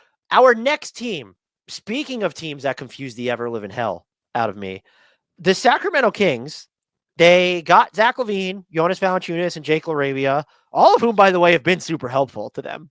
No misses there. They lose De'Aaron Fox, Kevin Huerter. Zach LaVine's been balling. What is he up to? 97% shooting from three in Sacramento? Is that what it is? He's at 50, 40, 90 since becoming a King. Yeah, he's been great. The Kings overall, they're dealing, the Domas Sabonis injury is kind of a bummer. He did look a little, I don't want to say out of sorts, but like he was trying to figure out his place within kind of the new offensive world order. Sacramento, as ever, you look at the vitals, and they're like, all right, 7th in offense, 11th in defense, and they're 8-4 since the trade deadline. Malik Monk has been meh since then. Keegan Murray's hitting his threes since then. DeMar DeRozan shooting 40% from three on nearly 5 attempts per game since the trade deadline. Jake LaRavia causes like a special kind of bedlam defensively when he's on the court, and I fucking love it. And I still just look at this team moving forward, and I don't like anything. I shouldn't say that. I like Zach LaVine there. I like Domas Sabonis there. I love Keegan Murray. I just don't feel, I mean, we all know how I feel about Keon Ellis too. There's just a lot of individual players and developments that have happened that should make you feel good. And I just don't feel good about the Sacramento Kings' future. Can you explain? Can you reason it for me? So I think the biggest issue here is, so I've actually for years, like LaVine has obviously been a talking point for years because of the trade chatter and whatnot. Like I just mentioned earlier about the Sixers, for example, that I wanted to send him there. There was a point in time where I also wanted to send him to Sacramento, not in a De'Aaron Fox deal, because the idea would be to pair him with De'Aaron Fox. So I think the Kings are actually pretty close to having a very interesting dynamic product. Now they just need a quote unquote real point guard. What I mean by that is, yeah, you can hide Malik Monk as a pseudo point guard only for so long. You can also run the offense through Sabonis, sure, but you need someone to initiate actions at a great level on the perimeter from someone who's just not on the roster, with all due respect to Markelle Fultz. If there is a guy out there who you can sort of implement on that team. Oh, they're going to go back to the Bulls for Kobe White? Let's just keep cycling through Bulls. No, you're going to hate this, and it's fair, but just give me a chance to explain this one, okay? Tyus Jones. So Tyus, come on, like that's not a big name. Like, come on, that's all right. Well, but I'm glad you were with me on this one. Fine, Tyus Jones, a pass first point guard who's low turnover, who sets the tone, who is a much better shooter than people seem to realize. There's a guy who you can reasonably expect to get, I believe, financially speaking, who can be installed as your starter right off the bat. So you have him, Zach LaVine is running off of him, Sabonis is your secondary creator, you have Malik Monk as your super six man. I think there's something there that grows within that unit, because I agree with you. Right now, everything is like good player here, good player there, good player everywhere without any type of cohesion. Tyus Jones is the glue. He is the cohesion connector. I think there is a solution to this if you get a guy like that in there who can sort of just calm everyone the fuck down and run the show. Now, am I going to say that they're going to be a championship contender? No. Am I going to say that they should still consider trading DeMar DeRozan? Absolutely. But that would go a long way in getting these Kings to a place where it replaces individuality with cohesion. Yeah, one of my stances had been, I feel like they have if we entered this season, they had two major holes to fill, where it was like you need kind of another more dynamic type of player on the wing, or that you can play next to Sabonis, particularly on defense. And then you needed, like, I was probably going to say like a backup big. And now if you fast forward after the trade deadline, you keep that front line wing thing, and they kind of need a floor general, because I just don't think Malik Monk was the answer, and that their offense, I think in the regular season, can get by. But when you look at them at full strength, I think they have four players in DeRozan, Monk, Sabonis, and LaVine who you feel great about if they are your second best playmaker. As your first best playmaker, not so great. And maybe you would have felt the same way with De'Aaron Fox too. That's fair. But I feel comfortable enough based off, okay, now you have Jonas Valanciunas with Keegan Murray, with Keon Ellis, with Jake LaRavia. If you figure out a way to keep him, I know they're limited in what they could offer. It does feel like they might be, all right, the addition of an actual floor general away from being something special. The thing that I would disagree with is I think that player needs to be appreciably better than a Tyus Jones to get there. That's why I knew you were gonna hate it. I know you're not hating it. And look, but Tyus Jones, if you're trying to look at how do we make this team better without giving up anyone, like what is Sacramento, like $25 million under the tax next year? They'll be able to get Tyus Jones without whatever version of the mid-level, or however he's not even going to be with the season he's had in Phoenix. I don't even know if he's going to get, maybe he'll get mini mid-level money. I don't think he's going to get the full non-taxpayers mid-level from anybody. So that's like a pretty good situation to be in, I guess. But I just don't think that them using what flexibility they have for free agents and maybe keeping LaRavia is going to necessarily get them there. And it feels like it needs to be like I'm looking at what can I attach to, preferably DeRozan, but maybe Malik Monk, and then go out and get more of a higher end option. The problem is, what is the name? Like, I don't think Colin Sexton's not going to do it. Like, that's too, he's not. too Malik Monk adjacent there for sure. Trae Young on this team would be just a disaster defensively for them. So what name is going to become available that kind of Kobe White? I think you need a better playmaker than that. And please, I made a joke before, but do not go back to the Bulls. Well, Kings, like we've seen enough of that. And that would be like, would LaMelo Ball, like that's probably too big of a swing. And then you're worrying about like the defense there as well. Yeah, like, how do you even get him though? That's the thing, right? Well, I think if you were willing to move Monk and DeRozan and picks, like you can get a lot of interesting salary matching material there. But there needs to be a realistic name. And to that, which is why it bugs me, because you said it at the top, like De'Aaron Fox on this team right now instead of DeMar DeRozan, like it would be super interesting. Yeah, that's the one. That is the one. Like, seriously, I have had at least 5 hours collectively on the Danish podcast talking about Fox, Levine, Sabonis as the primary trio, with Keegan Murray playing like a fourth option. That would rule. That would be the funnest team in the NBA to watch on a night-to-night basis. So I have a couple questions, just as like theoretical names, none of which I'm endorsing, which is why I haven't brought them up. He could be a free agent, could happen via trade. Does Fred VanVleet do anything for you on this team? Yeah, he's a table setter. What I would be concerned about is his offensive efficiency, which historically has been not great. So, like, but is that on a team where that effect is minimized? I would argue yes. Like, if he can come in and just kind of focus on taking the spot up threes, being the point of attack defender, playing primary playmaker on the perimeter at least, yeah, that does a lot for me. I don't hate that. Should they be a team if he becomes available? Again, if Ja Morant becomes available, should they be in? Oh, of course. Of course. Again, it depends on what you should give up. Like, you have to have an idea of what type of team you have afterwards. Like, again, I think what the Kings need to do right now is at least stick with the Levine Sabonis pairing and say, okay, what can we add to those two to enhance them as a unit and actually add to it? Because if you break those two up as well, you're kind of starting a little bit over. Like, you need an off-ball wizard like Levine. You really do. The way that he just bends defenses, that is the key. So if you get a guy like Ja Morant in there and you actually retain Levine and you retain Sabonis, that's a fun team. Yeah. 2 more names for you. All right. This one's a free agent who, in theory, they could probably afford. I don't know if he'd want to play for them. Chris Paul. Oh, that'd be fun. Yeah, I would say yes to that too. Because even though he's on, he's going to be 40, right? In a couple weeks. That's a table setter. Like, he's basically an older version of Tyus Jones at this point, just more seasoned and more determined. So yeah, I don't hate that. I don't know if they would trade him this offseason, but I wouldn't call him untouchable. Andrew Nembhard. Is he a point guard though?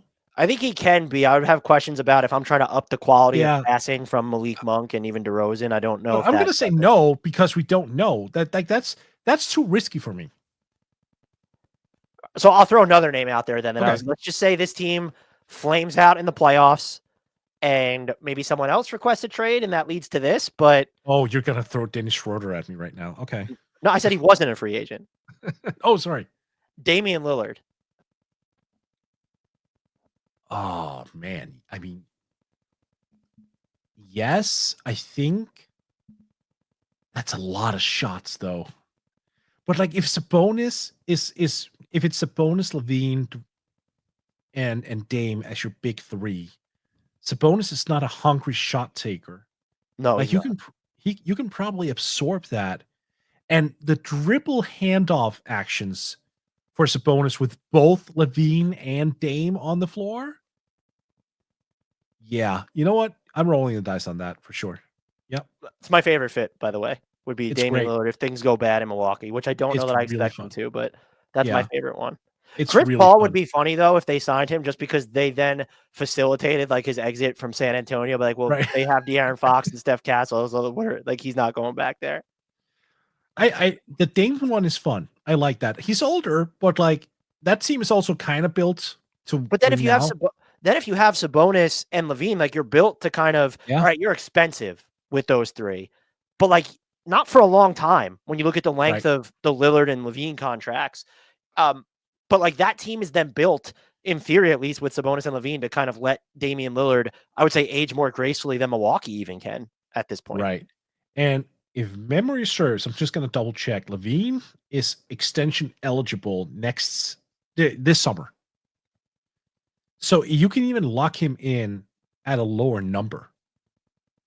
So you get him to decline. You're saying decline his player option to lower that 26 number. Yeah, like you have to make up for Rudy it in Gobert years. did with Minnesota this year. Right, exactly. Like you make up for it in years. That'd be really smart. Isn't Dame extension eligible this summer too? Couldn't he do the same thing? Let me just check. You have to look. Maybe I'm wrong on my. That was off the cuff there, but I mean, well, it doesn't. Wow, Spot Track. It doesn't even say. Well, he could just not be extension eligible then. I thought he would be, but I might be wrong there. Regardless, I mean, if Levine's enough to balance out the long-term books, if you extend one of them. Right. And by the way, there will be pressure. This is not true. We know we haven't spent a ton of time on the trade deadline. Like Levine is. Well, we talk about Levine though. They've by the way, they've all like Jonas Valanciunas, like they've all helped. And Jake LaRavia, like if you're the Kings, not that you need to keep him, but like you hope he doesn't command more than his team option money. I don't think he will, because I think he can be really good for them. He's not hitting his threes at the clip he was when he was as I'm choking here, as he was before the trade deadline. But like that's someone who could be like between him and Ellis and Murray, you might just have enough perimeter defense cobbled together. And by the way, I haven't even mentioned Devin Carter. Like I was just about to say, yeah, there's Devin Carter who's probably going to have a good year next year. You think you're just penciling him for a good year next year? I thought very, very highly of him as a prospect as well. Well, and I will say, if you feel that way internally, like not just you, but the Kings organization, you should have less pause about getting rid of one or both of DeRozan and Malik Monk in service of the type of upgrades that we're talking about. Agreed. Let's move on to, I'll give you ownership of this team. Your San Antonio Spurs. Thank you. That's at least better. I will say, I think their biggest trade deadline acquisition, yes, they got De'Aaron Fox, you get rid of Trey Jones, Zach Collins. I feel like their biggest trade deadline acquisition was Steph Castle's shot making. Yeah, right? My God. Look, I don't want to spend too much time on this team. This was just, we called it at the time. Great trade. Fox, yeah, like his percentages are down a little bit. He's also playing with, as you can, if you're watching this on YouTube, you can see it on the finger. Dislocated, right? If memory serves, like he's even considering some surgery, I believe. But even if you shut him down for the rest of the season, this trade is still A+, because that's not a long-term issue thing. He can come back fully healthy next year with a full training camp under his belt. With Wemby healthy, hopefully, knock on wood, everything goes smoothly there. They'll have draft picks. They'll have optionality in free agency or just on the trade market. I don't hate it. This is what they've done right now is they've stayed the course. They didn't overinvest in De'Aaron Fox, like you said previously, Dan. Like they didn't give up a ton for him. This was a very modest return for De'Aaron Fox. Do you, and I know you wrote about this, which is why I'm asking you, do you have any level of concern about the way that De'Aaron Fox has like made shots or not made shots while he's in during his time in San Antonio? Not concerned whatsoever yet. I mean, this guy has just spent what, 7.5 years? 8.5? 7.5. 7.5 years in Sacramento.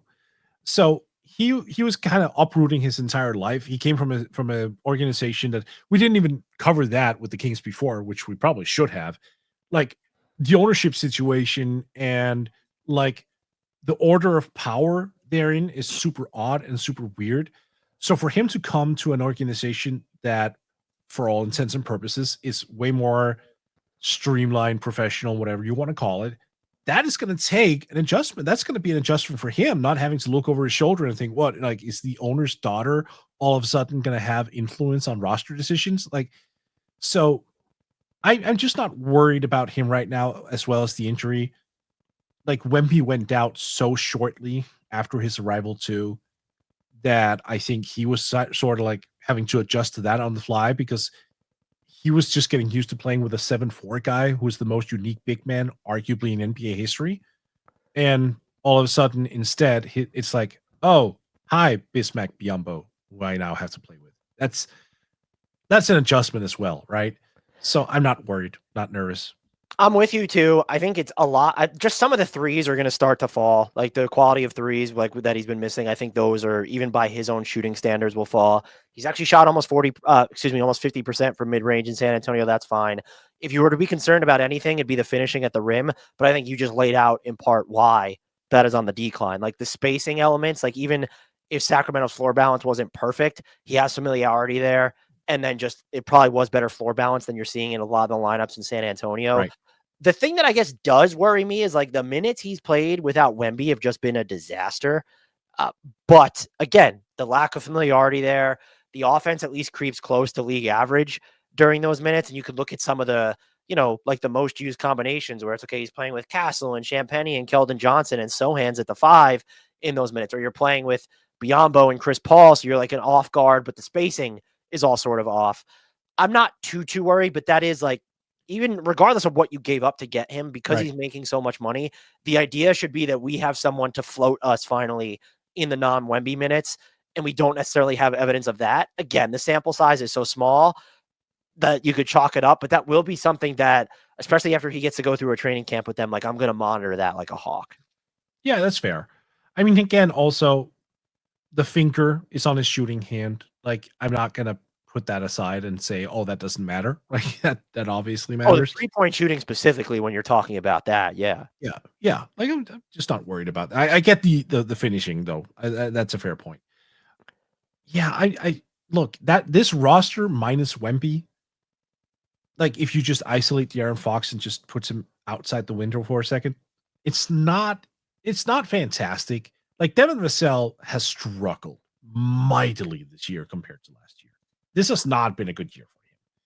Like Harrison Barnes, love him, still a bit on the older side, like definitely a fifth option in a starting lineup. Sohan has made some major improvements, but has been in and out of the lineup like constantly. He's this year he's just been picking up injury after injury after injury. I'm not sure what the fuck is going on with Keldon Johnson. That's also been a weird year for him. So, like, there are some issues that the Spurs have to clean up over the course of summer. Like, I don't think Keldon Johnson is back next year. I think he's going to get moved.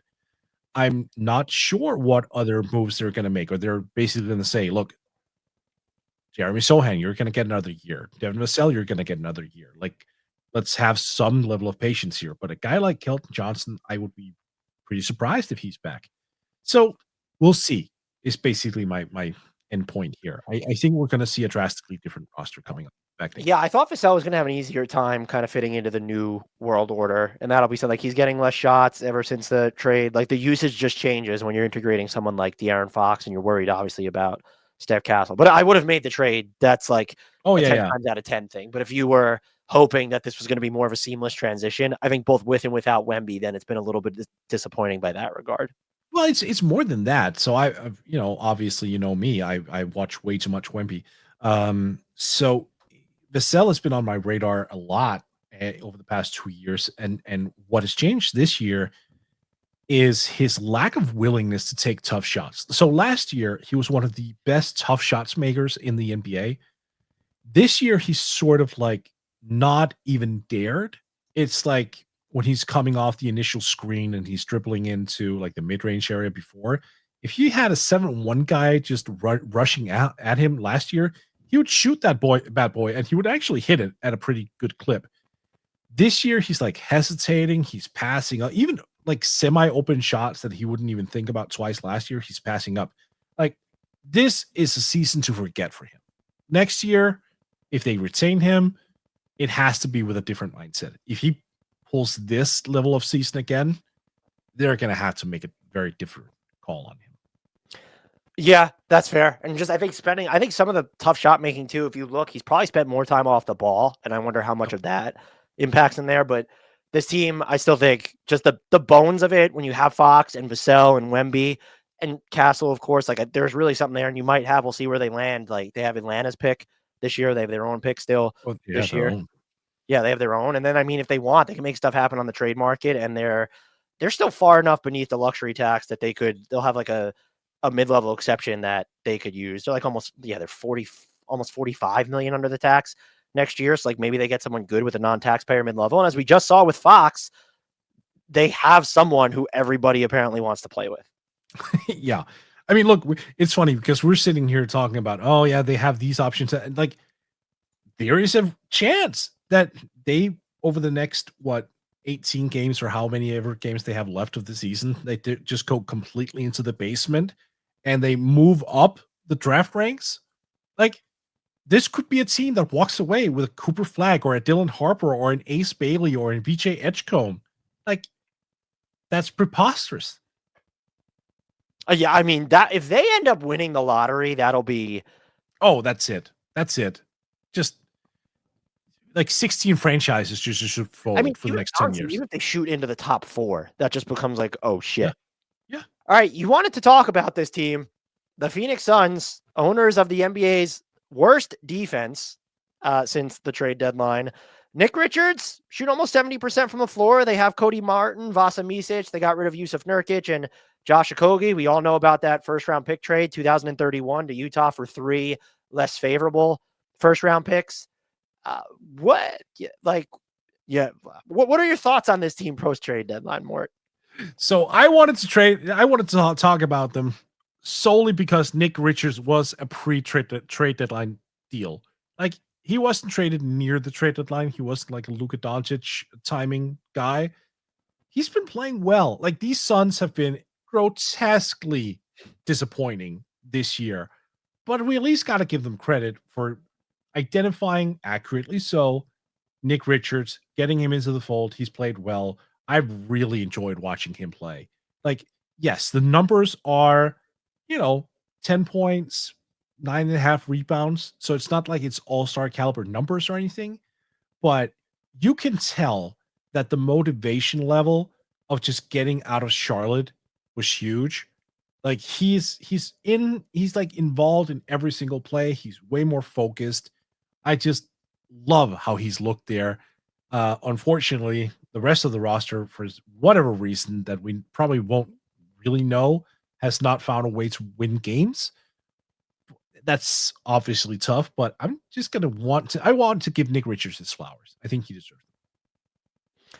Fair. Does not make a difference because this team is depressing as hell. And even more depressing, Cody Martin has never even played for them because of a abdominal injury, which I'm just going to blame that on the Suns too, even though he clearly did not suffer it with the team. Shout out Colin Gillespie, though. He's had some good minutes for them. No, you're just staring at me like I'm an idiot. Not a Colin Gillespie fan. Might have saved their season and future. No? Look, if we're at that point, then we know shit hit the fan. Well, that was fun.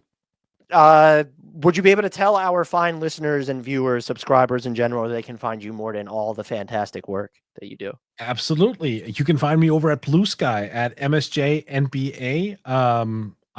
If you want to go find my articles, you can find them over at Yahoo Sports or at Forbes. I'm taking a break from SI these days. If you speak Danish, you can go catch Buzzer Beater. Or you can go to the NBA podcast if you are a native English speaker instead. I echo everything he said. Mort does great work, does a fantastic job covering the entire league. You have a Danish word for me of Dan learns Danish. And I've even added props. Oh, he's got props if you're watching on YouTube. That is a spoon. That is indeed a spoon. And that is called escape. Escape? Escape. S-K-E. Skate? Skate. Skate? Skate. There we go. That was a good one. So it's like, it's skate? Skate. I still like Nyla sucks the best. I'm so amazed that that's the one you remember. I thought for sure that was the most complicated one, and you're like, yeah, you Isn't just that know it. incompetent? Like, isn't that incompetent? Yeah, that was. God damn, Dan, that's good. That was very good. Oh my God, I'm very proud of you right now. You know the one I forgot, but I know I can't say it? When you came up with the one for hat. I keep getting it wrong. Kisket? Esket? Was that not the one? Yeah, Kisket. Kisket? Yeah. That's the one that I can't get right. Yeah, that was it. You actually pronounced it pretty well. All right, there we go. But I will always know Clippers. That's all we need to care about. Nail Clippers specifically. I'm sure it's going to benefit you greatly when you visit Copenhagen. Until next time, and as always, I leave you with a shout out to the one, the only, the indelible, still floating around out there and can save your favorite NBA team season 2 if they just let him, Mr. Frank Ntilikina.